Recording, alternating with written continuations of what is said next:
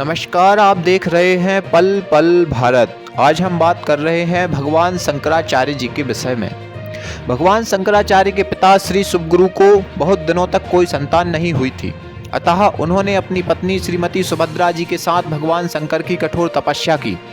उनकी सच्ची आराधना और दृढ़ निष्ठा से प्रसन्न होकर आशुतोष भगवान शंकर प्रकट हुए और उन्हें अपने ही समान सर्वगुण संपन्न पुत्र होने का वरदान दिया। इस प्रकार वैशाख शुक्ल पंचमी को सुभद्रा माता के गर्भ से साक्षात भगवान शंकर का ही श्री शिवगुरु के यहाँ प्राकट्य हुआ। केरल प्रदेश का पूर्णा नदी का तटवर्ती कालड़ी नामक गांव इस महान विभूति के जन्म से प्रकाशित हो उठा। भगवान शंकर के आशीर्वाद के फलस्वरूप उत्पन्न होने के कारण इनका नाम शंकर रखा गया था। भगवान शंकराचार्य की विलक्षण प्रतिभा और महानता का परिचय इनके बचपन से ही मिलने लगा। 3 वर्ष की अवस्था में पहुंचते पहुंचते ही इनके पिता परलोकवासी हो गए। 5 वर्ष की अवस्था में इन्हें पढ़ने के लिए गुरुकुल भेजा गया।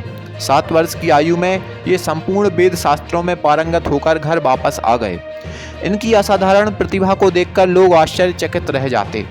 विद्या अध्ययन समाप्त करने के बाद भगवान शंकराचार्य ने संन्यास लेना चाहा, किंतु इनकी माता ने अनुमति नहीं दी।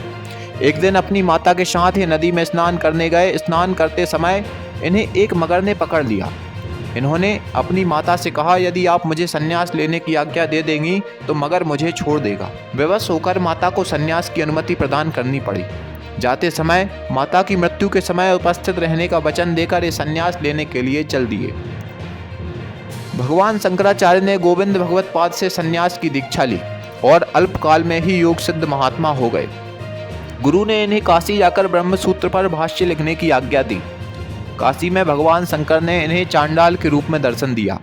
काशी में ही इन्हें भगवान व्यास के भी दर्शन हुए और उनकी कृपा से इनकी 16 वर्ष की आयु 32 वर्ष की हो गई।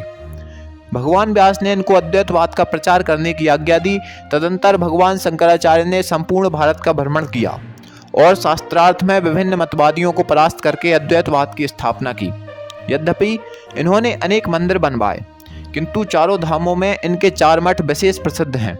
आज भी इनके द्वारा स्थापित मठों में प्रधान आचार्य शंकराचार्य के नाम से जाने जाते हैं। भगवान शंकराचार्य के द्वारा बनाए ग्रंथों में ब्रह्मसूत्र भाष्य, उपनिषद भाष्य, गीता भाष्य, पंचदशी आदि प्रमुख हैं। इस प्रकार 32 वर्ष के अल्पकाल में अपने अभूतपूर्व ज्ञान से संसार को वेदांत का अभिनव प्रकाश करने वाले भगवान शंकराचार्य ने संपूर्ण मानव जाति का अनुपम कल्याण किया। आपका बहुत बहुत धन्यवाद। आप देख रहे थे पल पल भारत।